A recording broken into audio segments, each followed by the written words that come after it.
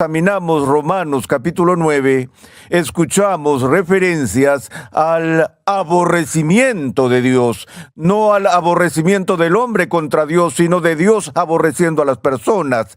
Eso realmente nos inquieta porque estamos acostumbrados a pensar que Dios es incapaz de tener sentimientos de odio hacia sus criaturas. Echemos un vistazo a este tan difícil texto que encontramos en Romanos 9, donde nos topamos con esta idea del aborrecimiento de Dios. Empezamos en el capítulo 9, en el versículo 6, cuando Pablo dice: pero no es que la palabra de Dios haya fallado, porque no todos los descendientes de Israel son Israel, ni son todos hijos por ser descendientes de Abraham, sino que por Isaac será llamada tu descendencia. Esto es, no son los hijos de la carne los que son hijos de Dios, sino que los hijos de la promesa son considerados como descendientes, porque la palabra de promesa es esta: por este tiempo volveré y Sara tendrá un hijo. Aquí es donde entramos en la doctrina de la elección.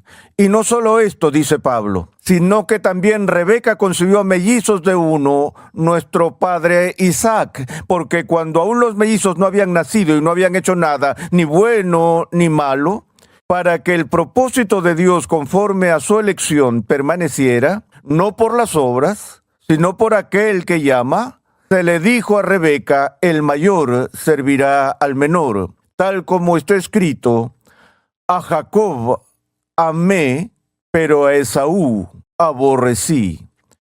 Fue allí que Pablo planteó la pregunta, anticipando las reacciones de sus lectores. ¿Qué diremos entonces? ¿Que hay injusticia en Dios? De ningún modo, porque él dice a Moisés: tendré misericordia del que yo tenga misericordia. Aquí está la soberanía de la gracia de Dios. Tendré compasión del que yo tenga compasión.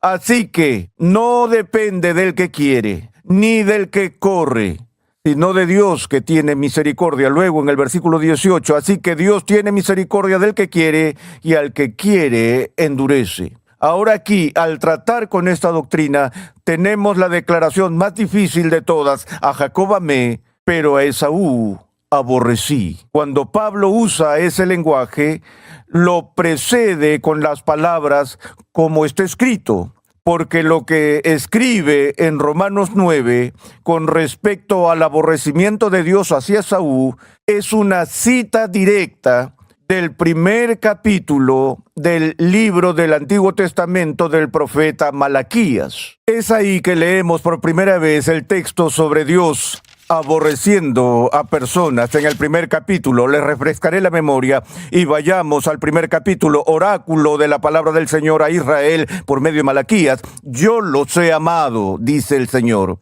Pero ustedes dicen: ¿en qué nos has amado?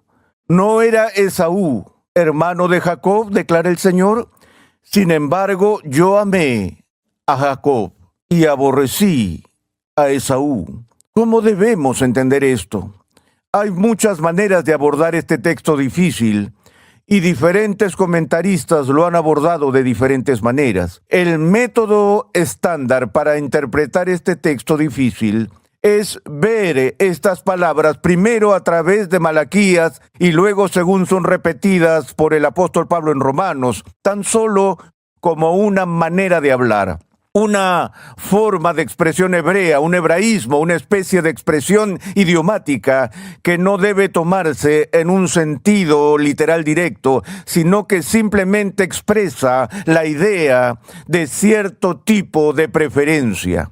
Y hay un trasfondo bíblico y un precedente para interpretar palabras de este tipo en esta forma de hablar como una forma de preferencia, que si lo tradujéramos de esa forma diríamos que Dios solo está declarando que ha preferido a Jacob sobre Esaú, o que su amor por Jacob es mayor que su amor por Esaú. Él los ama a ambos, pero ama a uno más que al otro, Y para expresar la preferencia y la mayor intensidad de amor que tiene por Jacob sobre Esaú, a modo de contraste, el mayor amor que Dios tiene por Jacob hace que el amor que tiene por Esaú parezca como aborrecimiento si se comparan. De nuevo, tenemos una base histórica y un fundamento para esto en el Antiguo Testamento. Echemos un vistazo al pasaje tal como lo encontramos en el libro de Génesis. En el libro de Génesis, en el capítulo 29, tenemos el relato de la relación de Jacob con sus dos esposas, Raquel y Lea. Recuerden cómo había sido engañado por su suegro Labán cuando firmó un acuerdo por el cual serviría a Labán durante 7 años y que el fruto de esa servidumbre sería que Labán le daría a su hija Raquel en matrimonio. Después de que él trabajó esos 7 años, entre tanto, la hija mayor no se había casado, por lo que Labán se queja del acuerdo y le impone a Jacob a su hija Lea y le dijo: si quieres a Raquel, vas a tener que casarte primero con Lea y trabajar otros 7 años para conseguir a Raquel. Bueno, él está tan comprometido con Raquel que va y lo acepta para ganar su mano en matrimonio. Entonces veamos ahora a esta familia que se formó de esa manera. Leemos en el versículo 31 del capítulo 29 de Génesis: vio el Señor que Lea era aborrecida. Noten que la descripción aquí de la relación que Jacob tiene hacia Lea, su primera esposa, es que Lea no es amada y le concedió hijos, pero Raquel era estéril. Y concibió Lea y dio a luz un hijo y le puso por nombre Rubén, pues dijo: por cuanto el Señor ha visto mi aflicción, sin duda ahora mi marido me amará. Concibió de nuevo y dio a luz un hijo y dijo: por cuanto el Señor ha oído que soy aborrecida, me ha dado también este hijo, así que le puso por nombre Simeón. Concibió otra vez y dio a luz un hijo y dijo: ahora, esta vez, mi marido se apegará a mí porque le he dado 3 hijos. Con cada uno de estos embarazos, la esperanza de Lea es que ahora Jacob la amará, porque aparentemente, al menos en su percepción y de acuerdo con lo que dice la Escritura, la percepción de Dios, ella no fue amada. Pero si retrocedemos solo un versículo antes, vayamos al versículo 28. Así lo hizo Jacob y cumplió la semana de ella, y él le dio a su hija Raquel por mujer. Y Labán dio su sierva Bilha a su hija Raquel como sierva. Jacob se llegó también a Raquel, y aquí está la declaración: y amó más a Raquel que a Lea. Noten que no dice a Raquel amó, pero no amó a Lea, o a Raquel ha amado, pero a Lea ha aborrecido. Todo lo que dice allí en los versículos 28-29 es que Jacob amaba a Raquel más de lo que amaba a Lea, que había una preferencia, una mayor dimensión del amor que sentía hacia una esposa sobre la otra, pero en comparación, Lea se sentía como no amada en lo absoluto. Cuando ella dijo: ahora que le he dado a luz estos hijos, tal vez me ame, lo que realmente dice es: tal vez me amará tanto como ama a mi hermana Raquel. Así que aquí vemos la idea hebrea, donde hay un grado de amor, donde uno es más alto que el otro, que por contraste, lo que es menos amado se considera que no es amado, o la antítesis del amor, que es aborrecimiento. Si no está claro en ese texto, vayamos al Nuevo Testamento para ver quizás el ejemplo más famoso de este tipo de lenguaje que encontramos en el Nuevo Testamento. Lo encontramos en el Evangelio de Lucas, en el capítulo 14, en un discurso de Jesús.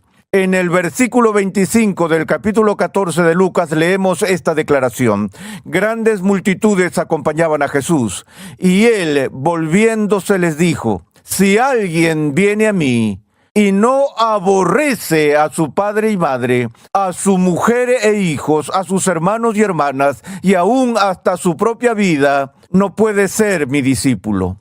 El que no carga su cruz y me sigue, no puede ser mi discípulo, porque ¿quién de ustedes, deseando edificar una torre, no se sienta primero y calcula el costo? Continúa y utiliza más ilustraciones sobre cómo una persona sabia, antes de comprometerse, tiene que considerar las consecuencias, tiene que considerar el costo. Estas personas que quieren subirse al tren con Jesús y seguirlo a Él y sentarse allí y recibir todas las bendiciones que está dando mientras sana a los enfermos, los ciegos y los sordos y demás, les dice: esperen un minuto. Si quieren ser mis discípulos, hay una etiqueta de precio adjunta. Hay un costo alto para eso. Deténganse y consideren ese costo antes de seguirme, porque si no están preparados para aborrecer a su madre y a su padre, para aborrecer a sus hijos, para aborrecer su propia vida, no pueden ser mis discípulos. Así que Jesús presenta a sus contemporáneos un requisito previo para el discipulado: aborrecer a la familia.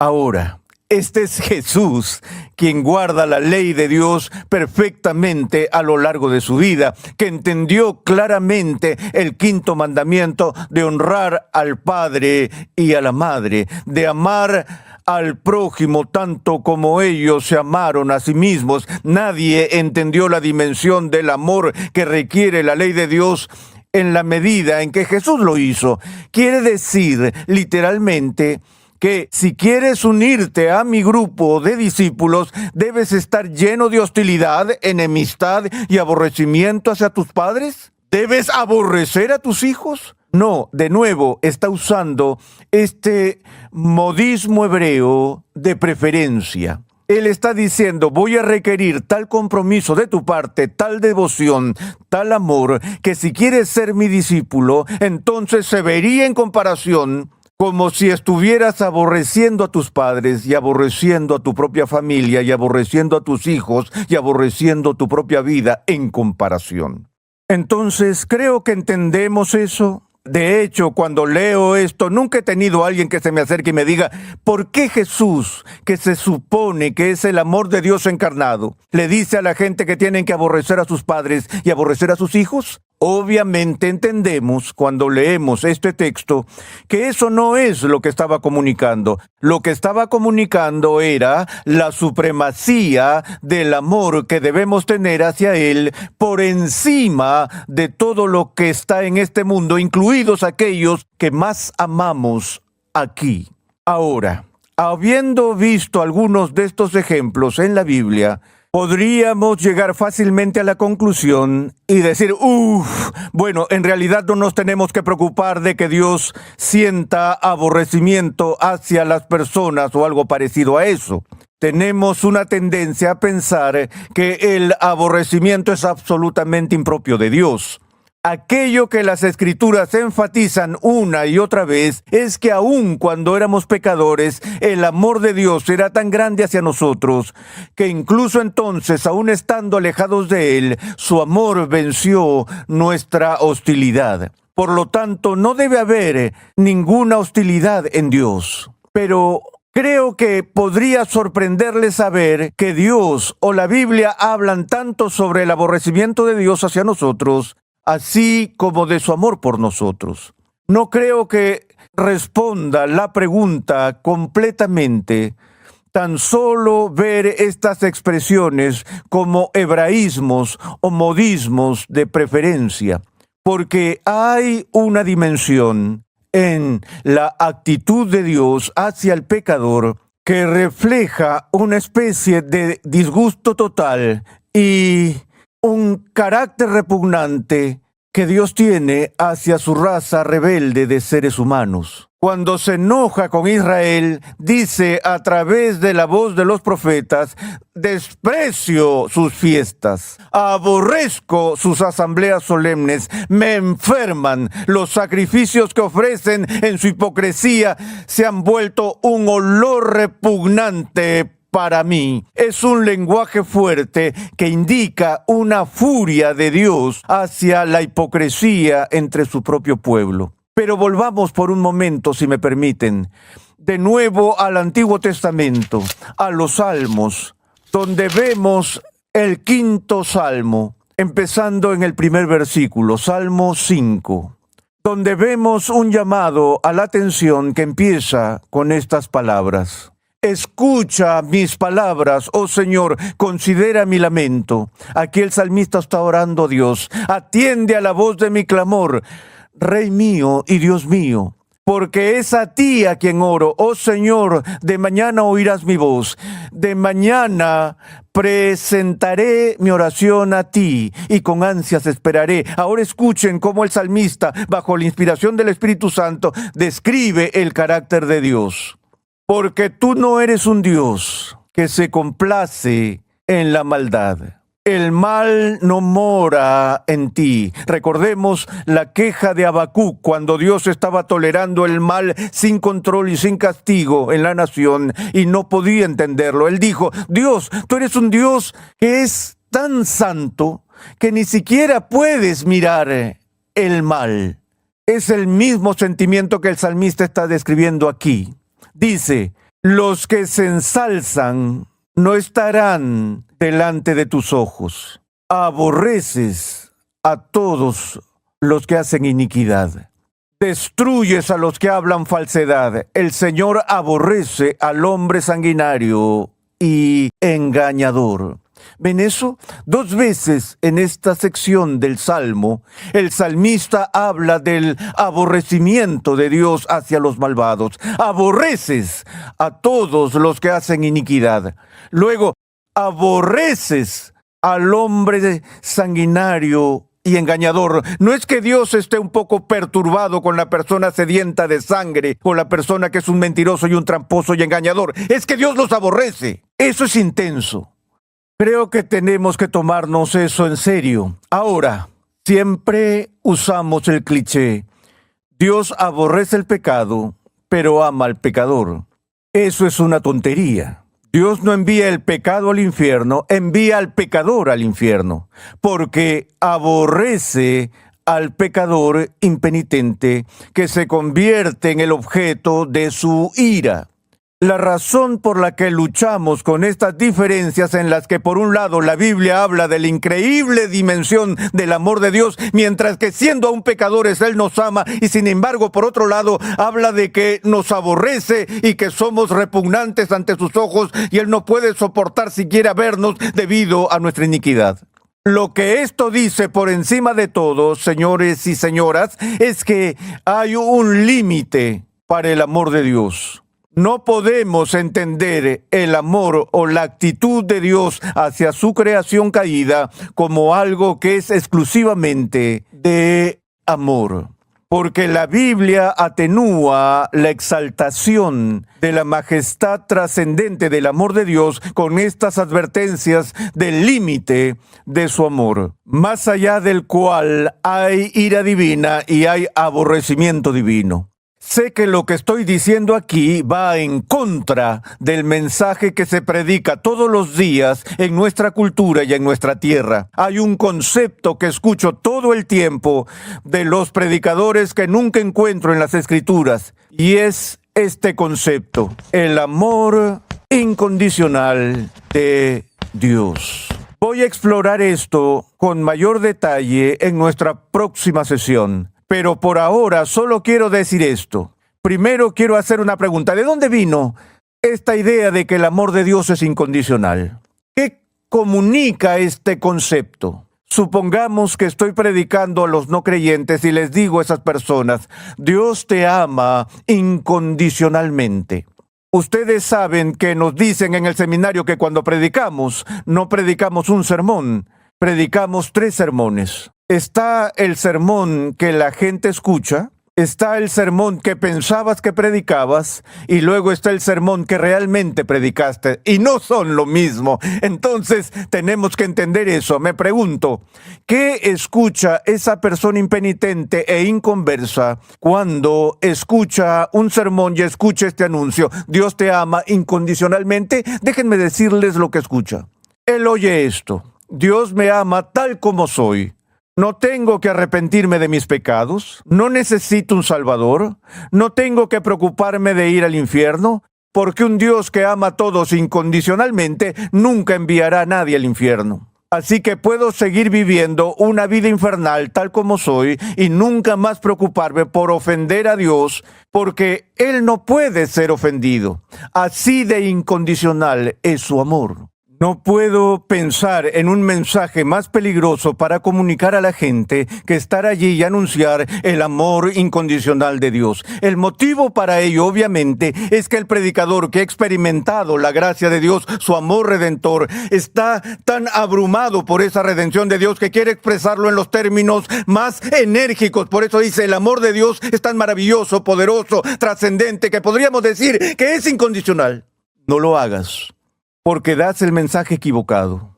Dios ha puesto una condición absoluta sobre la salvación de cualquier persona. Esa persona debe abrazar a Cristo por fe y confiar en Él y solo en Él, o esa persona solo conocerá la ira divina para siempre.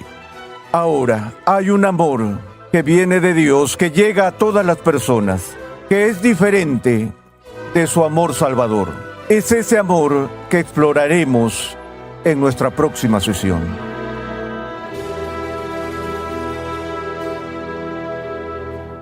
Estás en sintonía de Renovando tu Mente con el Dr. R.C. Sproul.